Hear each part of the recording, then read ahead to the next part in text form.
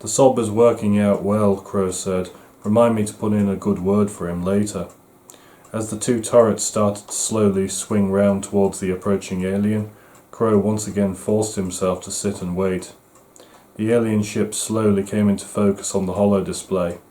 It was approximately wedge-shaped, rising into a tower arrangement towards the stern. On each side of the vessel were large cylindrical tanks, probably for fuel or cargo, each one about the third the length of the hull. Just aft of them were outboard engine assemblies mounted on short, thick columns. "Estimated length, sir, is between 70 and 120 metres, a sensor operator called out. "That's pretty small to be lobbing 15-metre missiles," Berg muttered. "It could just be a scout with the big guns behind it somewhere. Or just carry very few reloads," Crow replied. "Contact is continuing to decelerate. They will reach the outer edge of the debris field in 7 minutes.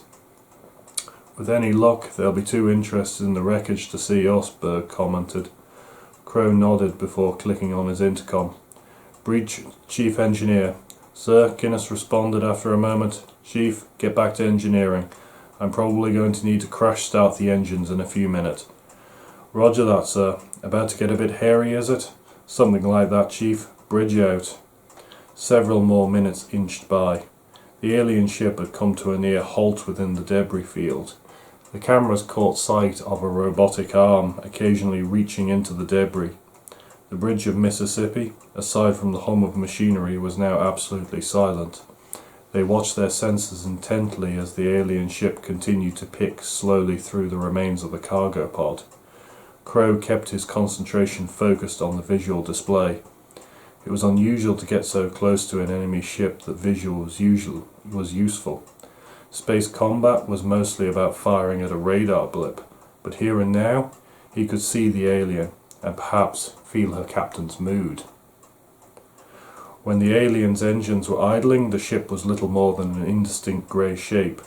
Then the engine pods would rotate on their mountings and fire for a moment, throwing the ship into high relief.